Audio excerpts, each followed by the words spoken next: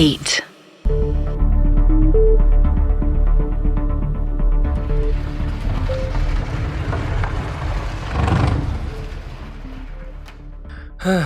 चलो पूरी शिफ्टिंग हो गई हमारी। प्रिया के पापा ने राहत की सांस लेते हुए कहा। वो एक प्राइवेट कंपनी में काम करते थे और पिछले महीने ही उनका प्रमोशन हुआ था और उसी प्रमोशन के साथ हो गया था उनका ट्रांसफर। तो वो जल्द से जल्द अपने छोटे परिवार, जिसमें उनकी बेटी प्रिया, उनका छोटा बेटा नमन और अपनी पत्नी आराध्या के साथ दिल्ली आ गए। उन्होंने दिल्ली के ही छतरपुर में एक घर खरीद लिया, जो कि उस समय काफी कम दामों में मिल रहा था।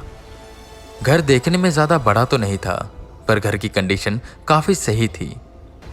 जिस मोहल्ले में उन्होंने घर लिया था, वहां का माहौल सुनसान सा था। आसपास जितने भी घर थे, उनमें से आधे घर खाली थे। शायद इसी वजह से इस घर का दाम कम होगा, प्रिया के पापा ने सोचा। खैर, सारी शिफ्टिंग करने के बाद वो सब आराम से बैठ गए। जहां प्रिया का छोटा भाई नमन बाहर बने छोटे से बगीचे में खेल रहा था। उनके घर के उस बगीचे में एक गूलर का पेड़ भी था, जो कि काफी बड़ा था। गर्मियों का समय था, तो शाम को सभी उसी गूलर के पेड़ के नीचे बैठे हुए थे। तभी प्रिया ने एक शख्स को देखा, जो उनके गेट के पास खड़ा था और वो कभी उनके घर की तरफ देखता तो कभी उनकी तरफ। प्रिया ने यह बात अपने पापा को बताई। उन्होंने उस आदमी से पूछा, कौन हो आप? तो वो शख्स बोलता है, जी मैं राम गोपाल, यहीं बगल में रहता हूँ आपके। आज यहाँ चहल पहल देखी तो बस देखने आ गया। उसकी आवाज में एक डर सा था।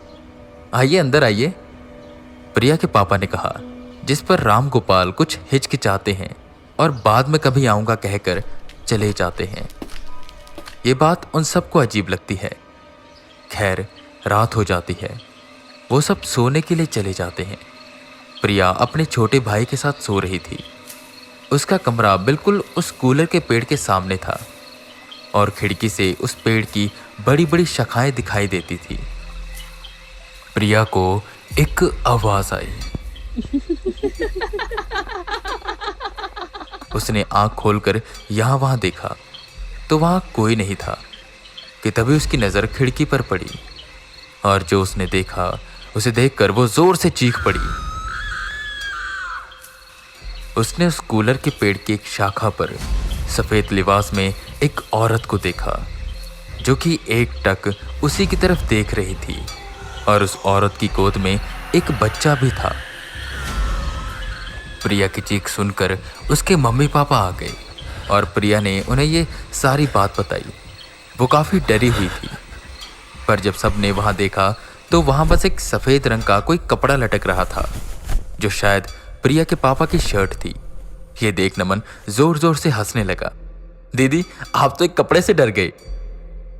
प्रिया ने गौर से देखा तो वो उसके पापा की शर्ट ही थी, पर वो मन ही मन ये सोच रही थी कि उसने सच में वहां एक औरत को देखा था, जिसकी गोद में एक बच्चा भी था।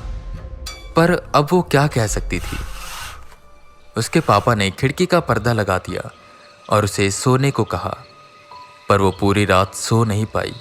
उसके दिमाग में उस औरत की छवि बार बार बन रही थी, उसका उसे ये घूरना और उसकी गोद में वो बच्चा। ये सच में कोई भ्रम था या वहां सच में कोई था? यही सोचते सोचते कब उसकी आंख लग गई, उसे पता ही न चला। अगले दिन संडे था, तो सब आराम से उठे। नमन वहीं गूलर के पेड़ के नीचे खेल रहा था और प्रिया बैठी बस उस शाखा की ओर देख रही थी, जहां ना तो कोई औरत थी और ना ही कोई सफेद कपड़ा। प्रिया ने अपने मन को समझाया, शायद जो मैंने कल देखा वो मेरा भ्रम ही था, कि तभी नमन एक जगह खोदते खोदते जोर जोर से रोने लगा। प्रिया भागकर उसके पास आई और उससे पूछने लगी कि नमन, तुझे क्या हुआ? वो जोर जोर से रोए जा रहा था और उसकी आवाज सुनकर मम्मी पापा भी आ गए। वो सब उसे अंदर लेकर गए। वो नमन को चुप कराने में लगे हुए थे, पर वो चुप होने का नाम ही नहीं ले रहा था। किसी बीच वो एकदम से किसी छोटे बच्चे की आवाज में रोने लगा और फिर किसी औरत की आवाज में। वो बार बार उसी पेड़ की ओर जाने की कोशिश कर रहा था। ये सब किसी को समझ नहीं आ रहा था।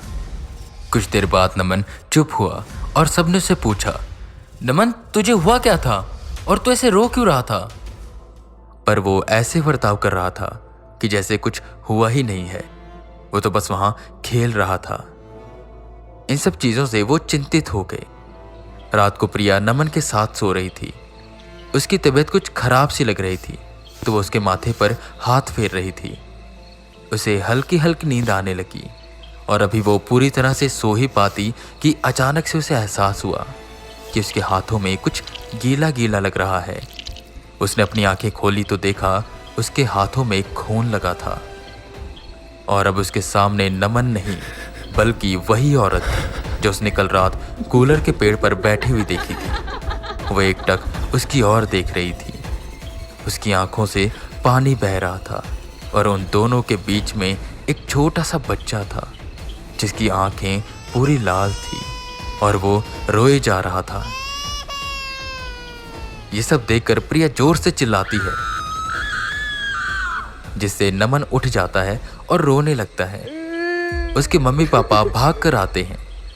अब प्रिया रोते हुए यही कह रही थी कि यहाँ कुछ न कुछ है।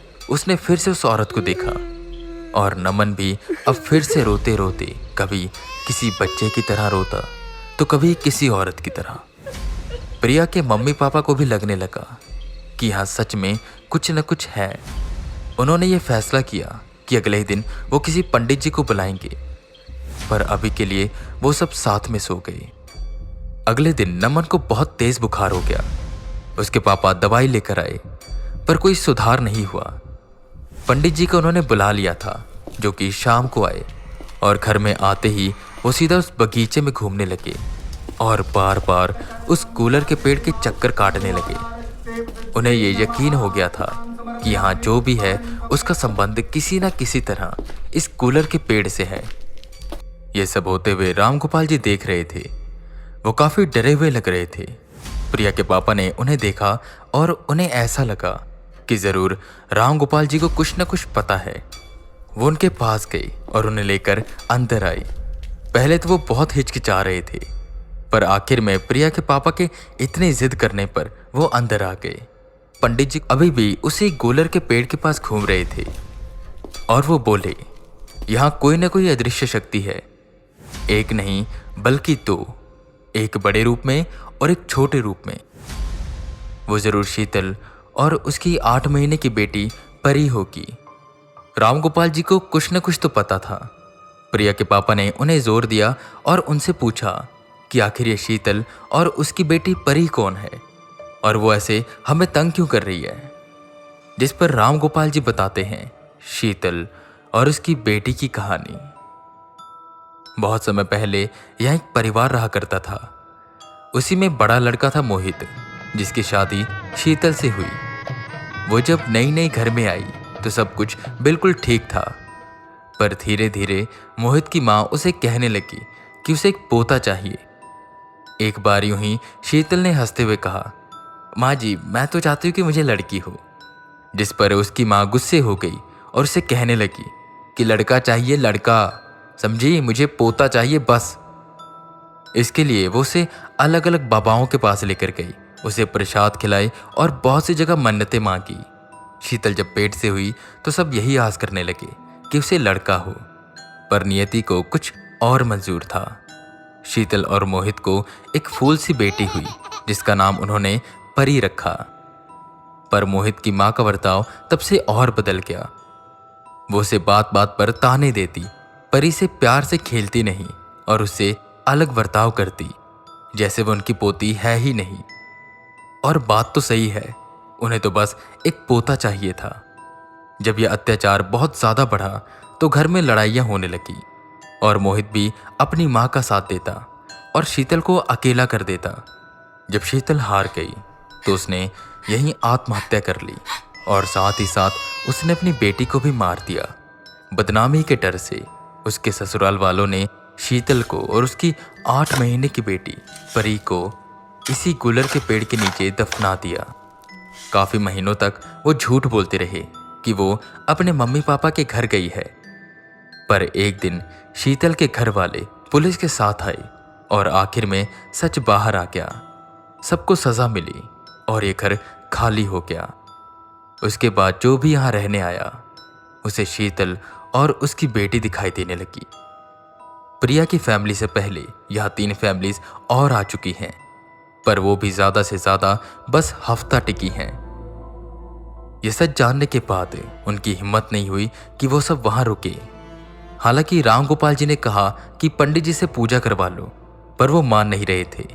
ये सब जानने के बाद वो उस घर में एक पल नहीं रुक सकते थे और उसी समय उन्होंने वो घर खाली कर दिया और वो घर पहले की तरह फिर से वीरान हो गया, जहां कोई रहता नहीं सिवाय शीतल और उसकी बेटी परी के, जिसकी आत्मा आज भी वहां भटकती है और उसी गूलर की पेड़ की शाख पर बैठकर सबको देखती है और इंतजार करती है कि कब कोई आए